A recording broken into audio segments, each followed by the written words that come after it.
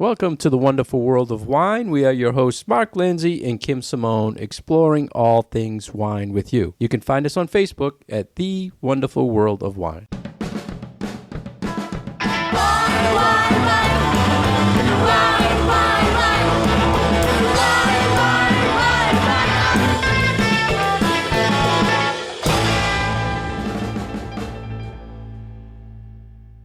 Hello again, everybody, and thanks for joining us today. Kim and I are here to talk all things wine with you, and the way our show works is we have articles we read all week, and then we sit down and choose the ones we think we find interesting or hope you find interesting, and we don't discuss them until we sit here today. So that is how the show is kind of set up. But first, we always like to say, what did we research or Google ourselves this week?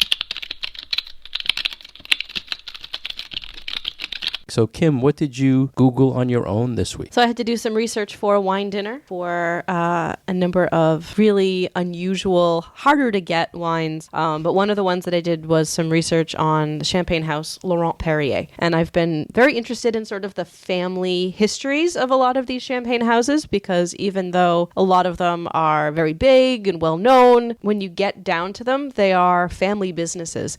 And some of them, like Veuve Clicquot, are owned by larger, big corporations, but then other ones still are not. And I thought the history of Laurent Perrier was fascinating because it had a lot of female ownership, which there are more and more women winemakers and women wine owners out there. And just even knowing that this has been a trend, especially in Champagne, as far back as the 1700s, the 1800s, there are a lot of champagne houses that were founded by women. This one in particular actually was. There was champagne made here at this house for a while until the family that owned the house died out. There were no children of the owner, and the owner left the champagne house to his winemaker. And so the winemaker took over, and then he died, and so it went to his wife. So she renamed the winery after her family name and her husband's family name, which is why it's Laurent Perrier. And then 2 generations later, was sold to another woman who it is now in her family. And it's her, I think it's her 2 either granddaughters or great-granddaughters that now run the winery. So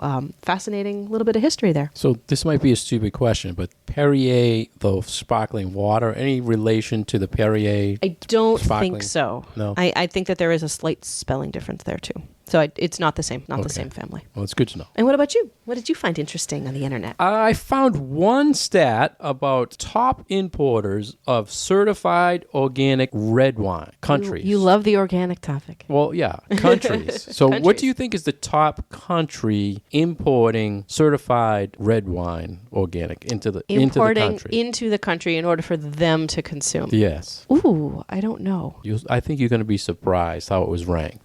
China? China was not even on anybody's Top radar. 5. Okay. Tell me. These are organic grapes. So yeah, I know. number 1 was Argentina. Importing organic grapes. Organic red, which kind of makes sense. A lot of Malbec, right? Number 2 was Chile. Now, are they importing into Chile, or are these Chilean into wines? US. Oh, I was mistaken. Red wine. I thought Countries it was what sending countries are importing into their own country organic wine.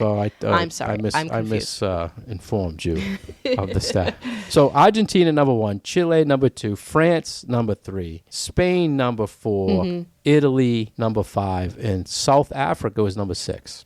The South Africa one doesn't surprise me. They don't make a lot of wine that we see here in the U.S., but internationally they make wine that goes all over the place, and their quality of wine has gone up. And I did know that they made a fair bit of organic wine, so that's very cool. So you knew that the top big 3, France, Spain, Italy, had to be there because they so much coming into the country. There had to be something. But South America with a good showing. Yeah, Argentina, Chile, and I see a lot of those saying they're organic grapes, but this was saying certified. So I'm assuming it's certified organic by their country standards. Yep. Right. So interesting. Very cool.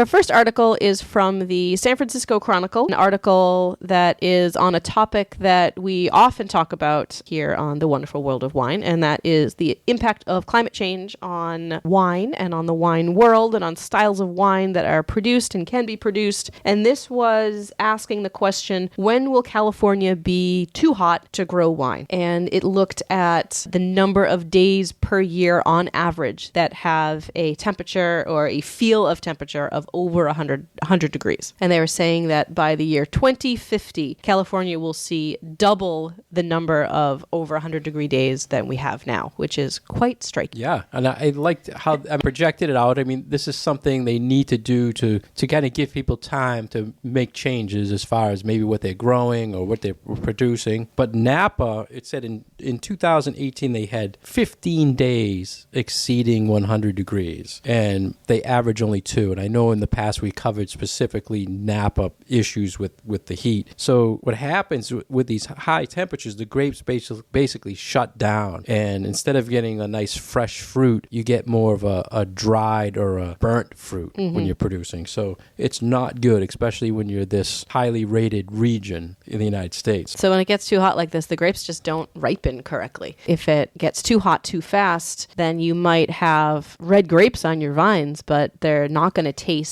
like really ripe, beautiful, yummy fruit. They might have sort of these off flavors. Sometimes they taste like, when you cook green beans for too long and you get that cooked vegetable flavor, they kind of do that, where it's like dried fruit and cooked fruit and then leaning towards these sort of vegetal characteristics, because physiologically the grapes really aren't ripe yet, but they've gotten so much heat that the color changes, whereas the flavor sort of lags behind. One of the things I thought, Kim, that was stuck out to me in this article was that they're talking, the good producing regions, Sonoma, Napa, what's going to happen. But what about when you go inland where they're producing a lot of the bulk, a lot of the volume wine? They're going to have over 30 days at 100 degrees during the wine growing season. So what is this going to do for bulk wine production? It's going to be tough. A lot of wine is made in this area. They're going to have some issues. And does that mean the inexpensive wines are going to be more manipulated because they have to produce? Or we'll just see a lot fewer bulk wines, inexpensive wines from California, because there's going to be a lot less land that is frankly suitable for growing grapes. You're just not going to get decent grapes out of them. Or if they do grow them, like you just said, are they going to be, you have to change the rules for the manipulation of not only what you're growing, but what you could put in your wine. Are they going to water them down? Are they going to add flavorings? Sort of those questions that need to be asked. And this could hurt, the farmers themselves, because they might have to source from other countries or other states just to get out the volume. Which we see now is they source a lot of juice because they need to produce the volume. And we've been seeing, that does change over time. And it's like, where is the bulk wine production coming from? Where can we grow it for less expensive money? But then also, where are the areas that are suitable for growing wine grapes? And we talked also in the past a lot about this, Kim, is when someone says to us, there's climate change, what do you recommend? Where do we go now? If California is heating up, what's our next option in the United States? What would you recommend? New York. That's always my answer. Go right to New York. I go right to New York. Wow. There are a lot of other places too. There are a lot of places on the East Coast that are showing promise. Virginia is another example. There are some other issues with Virginia, but then there are the northern states that traditionally have not been wine growing areas, because not only do they not have long enough or warm enough summers, but because the winters are so extreme. And I think that that's the other side of the coin that we still need to pay attention to, and we can't just say, everything's going to warm up, and so let's plant grapes in North Dakota, because we're still going to have really extreme winters, and those grapevines still need to survive the winter. So if you have a place that has nice warm summers now but still has super extreme winters, then that's, again, not going to be a great place to plant a vineyard. Yeah, and I think people definitely have to go north a little bit. And right now, I'm really loving Washington. I think Washington and maybe other regions of Oregon will as well. Yeah, and I think their climate is really adapting to growing grapes so much better. But yeah, north, even in Canada now. Yeah, there's some great vineyards in British Columbia, just north of Washington State, that produce wines that are very similar in style to what we get out of Washington. That's something I think we have to, as wine educators, look at. What's going on up there, and who's starting to bring them in. And it's a region that really is producing some good stuff that we're hearing, but you don't see it a lot. Yep. What do you have for Canadian wines on your wine list? Just ice wine? Pretty much. Which everyone kind of relates to, and it's sad that everybody kind of relates to ice wine. But I think that if consumers keep an open mind and maybe find grape varieties that are familiar to them or flavor profiles that are familiar to them, be open-minded to wines from other places than that you would ordinarily drink. And you're right. Like, that's where it comes down to us, is making people feel comfortable with trying some of these wines from less familiar places, with the understanding that, this is, change happens. And so here we are with some alternatives so that we can still have wine, but maybe investigate some other places where it will grow a little bit better. What I'm noticing a lot too now, Kim, is people selling wine to me, and as a wine buyer, they're stressing, you want to get this Napa now because the next vintage, this happened, and it's going to go up this much a case. So I think that's where consumers are going to really see the impact of climate change and these warm increases in California. The prices are going to go up $1, $2 a bottle, and that's the reason. And in some place like Napa, where there are vineyards at higher elevations, those places will still be there. But because some of these other low-lying areas may become unsuitable for growing grape, you're going to have a lot less land area making Napa Cabernet. So the Napa Cabernets that do still hang around, like you said, are going to be a lot more expensive.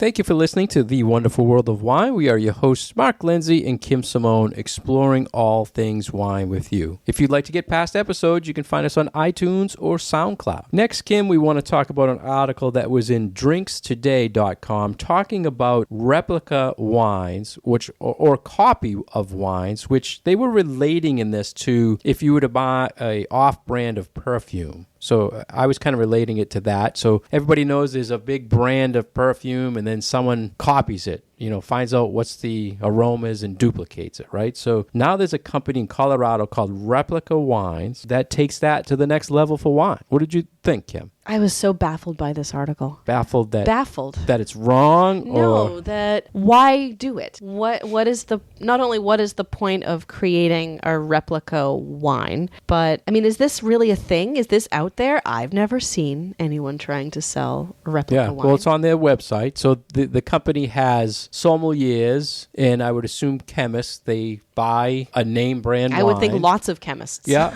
and they taste it and make a wine that they feel tastes just like that wine, which is, someone's opinion of what they think it tastes like, correct? That's very true, because you could taste a wine and taste very different things than I get out of it. Your impression of the acid level might be higher or lower than mine. My idea of how tannic it is might be different from yours. So, there's so much subjective about wine that it's really hard to pin down exactly what it smells and tastes like to everybody. And then on the other side of it, you can't just go by a chemical analysis, because it's so much more than just what some sort of test will tell you as far as the components of it. So when you go to their website, they'll list the wines, and they range between $15 and $20, which is reasonable price point. And then they'll list them as North Coast Pinot Noir or Canero Chardonnay. So typically when you talk about grapes from certain regions, they have a very common profile. So they're saying they copied some famous North Coast Pinot Noir, and this is what North Coast Pinot Noir should taste like, which this is where I'm confused, Kim, because North Coast Pinot Noir tastes like North Coast Pinot Noir. So not a particular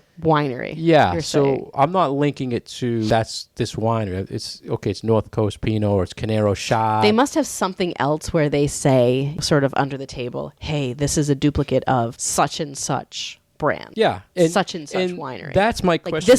this one is our Farniente copycat, or But they this one is can't our say Opus One that copycat. in No, their they can't. marketing, but the salespeople could say something like Yes. that. And that's where I wanted to ask you, Kim, going with this was, what is the difference in this of what people have been doing for years, like 90 plus, where they would say, this tastes just like the wine that was rated 90 plus. Oh, by the way, it's this winery, but we can't put that on the label, right? They've been doing it for years. Cameron Hughes been doing that for years, where he has lots of Napa Cab or Canero Shad. It's the same thing. And these people are trying to come up with a niche based on the perfume industry, saying this is how we do it, related to how the Maybe perfume it's does just it. a change in marketing and how it's presented. So this isn't one of those wines that is constructed out of chemical elements and doesn't actually contain grape juice. This is actual wine that's It's being actually blended. grapes, yeah. And that was the next thing I want to ask you, Kim. In the past, we talked about the winery that used no grapes. They did molecular technology with alcohol and replicated wines. Well, I think Do you they do. think I this think is- they do a little bit of that too. I think that they will add flavors and add acids and add other things in order to get the flavor to copy profile it. to be So the do same. you think replica wines is a better thing for a consumer than a manipulated non-grape wine? Well, we don't know that this isn't a manipulated non-grape wine. I mean, it might have a wine base, but it might be just as manipulated. It might have just as many things added to it to get to that flavor. So in the past, I guess I just don't get this chasing. they're not telling you, they're not going that route though, the replica people, whereas the molecular people were saying, yeah, Right. They put it. They put it all out we're there. putting this in there, but Right. we're telling you that's what's in that wine. Right. Whereas other people won't tell you what they're putting in the wine. So is that better for you to know that they're manipulating it? I don't know. I think I it don't know. depends on what how the consumer feels about it. I mean, there's a lot of feelings from a lot of consumers that they don't want these manipulated things and they don't want chemical additives and things added to their wines or other food products. So I don't know how I don't even know who this would appeal to. Yeah, that's, we're both wine geeks, and it had no appeal to me, whatever. No, it said, me neither. It said this was the hottest trend in wine to replicate, which, like I said, everybody's doing this already. So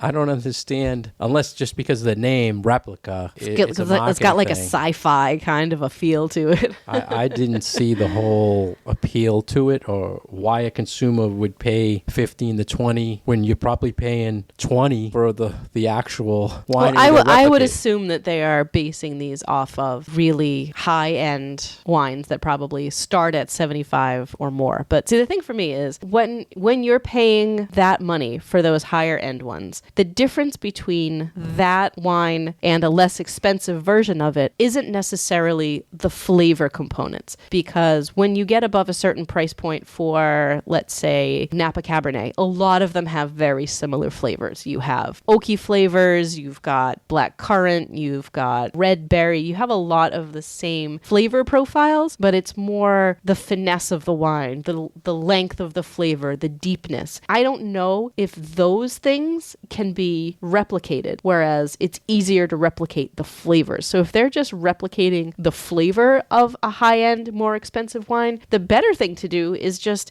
get a less expensive wine from that same region that higher-end wine with a big name has, and you'll save $100 and you'll still get very similar flavors to that higher-end one. Yeah, I totally agree with that. I think it's all about the place. So to say the higher priced wines, it's probably a specific AVA or a single vineyard or one producer, right? Where if you're just saying North Coast Pinot Noir, North Coast is a very broad. big area. Very, very broad. Why would there's no benefit of that, because But maybe they have to put North Coast on the label. Yeah, but Because, the I mean, is that producer where the they're fruit's coming from? replicating, I'm sure, is not from the whole North Coast. It's either a single vineyard or a single AVA within one of those North Coast Yep. AVAs, which is huge. So I don't see that. I mean, Canero Chardonnay is different because it's a specific region or a specific AVA. Yeah, so I don't get the replica thing. Yeah, I don't think there's a I don't know. demand for it. I even see these people who are sourcing like the Cameron Hughes and stuff. I don't see that as being as popular as it used to be. Do you even see Cameron Hughes No. wines around anymore? No, and the 90 plus sellers thing I think is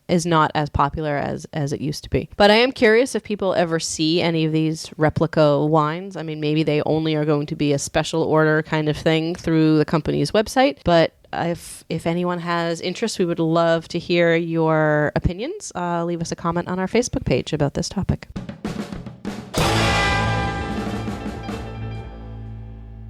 You're listening to The Wonderful World of Wine. We are your hosts, Mark and Kim. You can find us on Facebook at The Wonderful World of Wine and past episodes on iTunes. So we found an article that is not necessarily about wine, but it is tangential to the things that we talk about, and it's about grapes. And there was a really fascinating article from the LA Times talking about some of these newer eating grapes, table grapes, that have been introduced to the market in the last couple of years. Probably the most famous one that people talk about are the cotton candy grapes. Perhaps you've seen them in your local grocery store. And now there are more and more of these more specialty, but they're very full of flavor grapes that we're starting to see in the grocery store. And it really gave a lot of good information about how grapes are grown and how new grape varieties are created. And we see this in the wine world all the time. I'm one of these people that I like eating fruit, and I've never really sit down and eat grapes. Yeah. But I remember maybe a year ago, I saw this thing about the cotton candy flavor, and I had to try. Have you tried it? Yeah, we tried them for the first time this one? past year. Yes. So the table grapes, and there's actually a website called Grapery. Is that what the name of it was? Grapery. Mm-hmm. And they sell cotton candy, gumdrop flavored. How is this flavor getting into are they just genetically? So they're not. Yeah. So it is a little bit confusing because they're called flavored, quote unquote, grapes, but there aren't flavorings added to it. It's not like there are the grapes are having, some sort of solution injected into them with a flavoring compound. These grapes have been developed and they have been bred by crossing a whole bunch of other different varieties of grapes in order to produce these new varieties of grapes that now have these fuller flavors. So their genetics have been chosen because these are the grapes that have the most appealing flavors. So this is very, very common way of creating new types of grapes. So it's not done in a lab. It's literally still done in greenhouses where, you pollinate from one plant and another plant and you see what develops, and then you choose your next generation of seeds based on what the characteristics of the parent plant had. And they were saying, Kim, that the flavored grapes date back till 1964. Yeah, so relatively long time ago. Most of what we have in the produce section for table grapes are fairly bland in flavor. They're neutral, but like so many other things, they pack well, they ship well, they don't tend to get damaged as they're crossing the country. So sometimes flavor is the thing that gets sacrificed as you're breeding for a fruit that will withstand, a 3,000-mile trip from California to New England. But now these producers are saying, well, we want flavor back. So that's why a lot of these new varieties are starting to come on the market. And I was thinking, as a kid, I've never even heard of these until years ago, and they've been out for so long. Yeah. So I don't know if it's just a new trend in the markets. Maybe they never made it over here. Maybe because they don't ship well, they were only available in their own local markets. So that could be because I've never seen any of these either. Well, they did say less than, I think, 1% of all the table grapes so it's tiny. Are these flavored grapes. It's tiny. And California makes 99% of the table of course grapes. They do. And only 1% of these. Yeah, but I think it's great that this isn't artificially flavored, and for people who are worried about GMOs, it's not created in a lab. This is just agricultural science, and it's the way that farmers have been creating new fruits and vegetables for hundreds, if not thousands of years. So a lot of research and a lot of experimentation goes into creating these crossings, but the descriptions of what they taste like were really fascinating, and they sound very appealing. All right, so let's talk some Shark Tank ideas now, Kim. First off, these are Concord grapes, correct? Which are not the traditional winemaking some have grapes. Some Concord in them, but a lot of them seem to be more like Muscat grapes. So I think there are some Muscat genomes in there. So it's a wine show. Why do you think someone hasn't said, hey, let's make some wine let's make some wine, right? Would it taste like cotton candy? I don't know. Well, these are generally not vitis vinifera. So but you could crush it, you could ferment it. I'm sure you could. Sugar. I'm wondering why no one's... I can just see a whole line. Cotton candy, gumdrop, Well, nobody ferments Thompson seedless grapes into wine either. That's the thing. Why? Those probably because they don't have a lot of flavor. What about, okay, we can't make money on the wine. What about jelly? Cotton candy jelly. That sounds cool. Right? Forget the strawberry, forget the grape. That would be... It would be really interesting to see how those flavors would change as they go through fermentation. Because there's not a lot of it, it's not worth it? Or I think, honestly, it's because they're not bred to be wine grape. There are different characteristics that you need for a grape that's going to be turned into wine versus the characteristic that you're looking for an eating grape. So, you want thinner skins, you want fewer seeds, you want a different type of pulp and juiciness if it's a grape to eat than if it's a grape that's going to be made into wine. So I'm thinking that because they just weren't breeding them for the characteristics that you want out of a good wine grape, they just weren't meant to be made into wine. They're meant to be eaten. yeah. So there.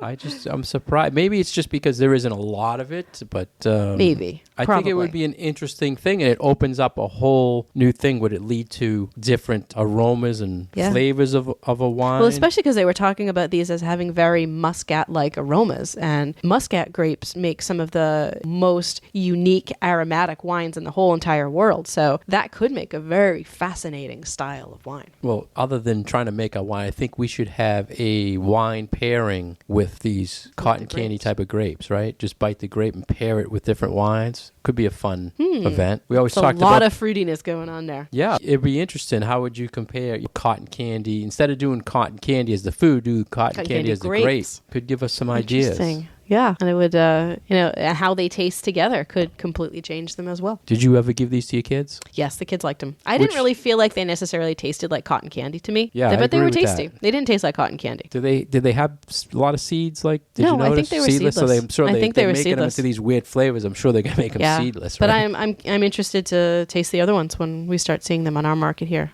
I'm sure they'll be very expensive, but worth a try.